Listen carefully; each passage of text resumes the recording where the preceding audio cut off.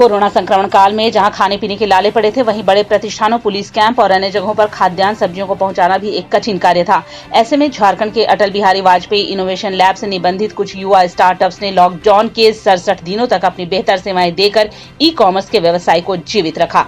इन startup warriors में से एक थे सतीश कुमार महतो। इन्होंने एग्रीकल्चर एंड फार्म फूड्स की स्थापना की है।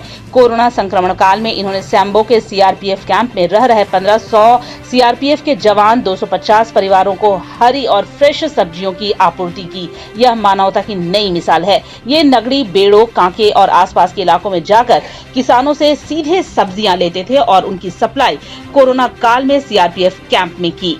इस दौरान उन्होंने 200 से अधिक किसानों से संपर्क साधा और उनकी फसलों को खरीदकर उनकी आमदनी भी बढ़ाई। आंकड़ों के हिसाब से 45 मीट्रिक टन सब्जियों की आपूर्ति कोरोना काल में सतीश ने की है। इस स्टार्टअप के जज्बे से पीएम नरेंद्र मोदी का नारा लोकल को वोकल बनाओ भी बुलंद हो रहा है। अटल बिहारी वाजपेयी इनोवेशन लैब की रचना का कहना है कि लैब से निबंधित युवा स्टार्टअप ने कोरोना काल में बेहतर काम किया है। इन्हें प्रोत्साहित करने की आवश्यकता है। मैं नगड़ी ब्लॉक का रहने वाला हूँ, रांची जिला से। हमने अपना स्टार्टअप फिटको एग्रो कार्ट प्राइवेट लिमिटेड के नाम से 2016 में शुरू किया था। ये एक एग्रीकल्चर वैल्यू चेन के ऊपर काम करने के लिए मैंने इसको शुरुआत की थी। एक्चुअली हम देखें तो हमारा जो एग्रीकल्चर का बाज़ार है, जो एग्रीकल्चर हमारा प्रोडक्ट है, उसका मार्केटिंग बहुत पीछे था।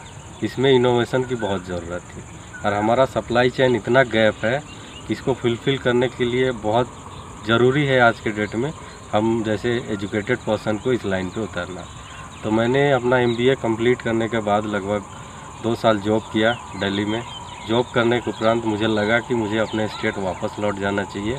और जैसा कि मैं एग्रीकल्चर बैकग्राउंड से हूँ, मेरे पिताजी माताजी सब एग्रीकल्चर से रिलेटेड हैं, तो मुझे इस चीज़ का पहले से बहुत ज़्यादा ज्ञान था।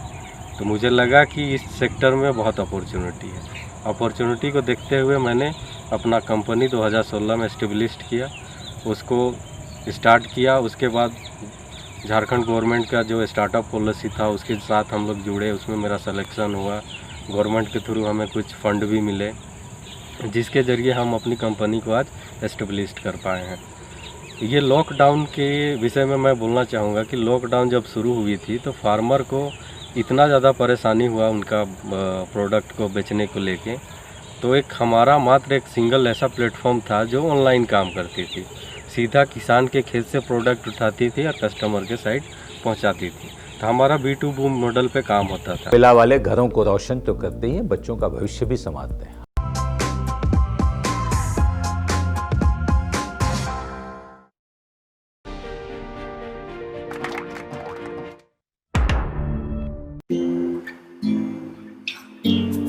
हर घर चुपचाप से ये कहता है, अच्छा लगता है जब सब कोई अंदर रहता है।